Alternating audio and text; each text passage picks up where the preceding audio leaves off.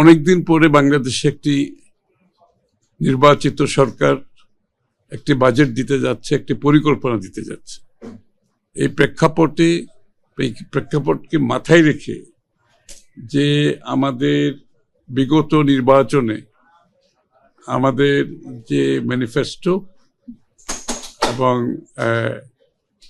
সার্বিক পরিকল্পনার একটি প্রতিফলন এখানে ঘটানো হয়েছে। যেহেতু আমরা সেই প্রতিশ্রুতির উপর নির্বাচনী জনগণের ভোটে নির্বাচিত একটি সরকার, সেটার একটা প্রতিফলন এখানে আসছে। প্রেক্ষাপটটা হচ্ছে ভঙ্গুর অর্থনীতি থেকে সমৃদ্ধি, পুনরুদ্ধার, উত্তরণ ও পুনর্গঠন কৌশল। এই কথাগুলোর এই বিষয়কে মাথায় রেখে এটি একটা পরিকল্পনা হয়েছে।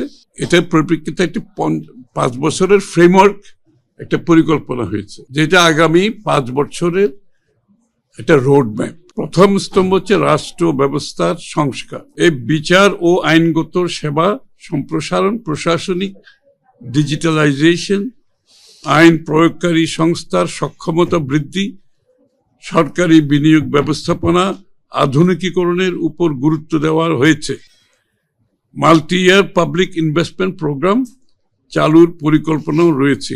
জাতীয় অর্থনৈতিক পরিষদে এনইসি উপস্থাপিত এই এডিপি শুধু অবকাঠামোগত উন্নয়ন নয়, রাষ্ট্রীয় সংস্কার, বৈষম্যহীন সমাজ গঠন, টেকসই অর্থনীতি এবং আঞ্চলিক ভারসাম্য প্রতিষ্ঠার একটি সমন্বিত রূপরেখা তুলে ধরা হয়েছে। আমাদের এই যে বার্ষিক উন্নয়ন পরিকল্পনার যে প্রস্তাবটি দেওয়া হয়েছে,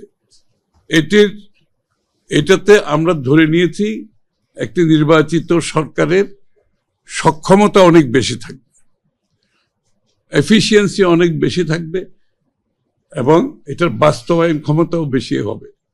এই জন্য আমরা কতগুলো সিদ্ধান্ত নিয়েছি আজকে। এখানে যেমন পিডি প্রজেক্ট ডিরেক্টর নিয়োগের ব্যাপারে একটা সিদ্ধান্ত হয়েছে। বিগত দিনে প্রজেক্ট ডিরেক্টর নিয়োগের নিয়ে অনেক প্রশ্নবিদ্ধ আছে, দুর্নীতির প্রশ্ন আছে, এখানে নিজস্ব ইনফ্লুয়েন্সের মাধ্যমে নিয়োগের বিষয় আছে, কেউ দুর্নীতির মাধ্যমে প্রজেক্ট বাস্তবায়ন করতে পারে নাই, আবার কেউ যোগ্যতা না থাকার কারণে পারে নাই। সুতরাং পিডি নিয়োগের বিষয়টা আমরা আজকে এখানে আলোচনা করেছি। এইটার একটা ক্রাইটেরিয়া হবে। একটা পিডি নিয়োগ করতে হলে এখন একটা ক্রাইটেরিয়া থাকবে। এই ক্রাইটেরিয়া যারা ফুলফিল করবে তারা একমাত্র পিডি নিয়োগ প্রাপ্ত হবে।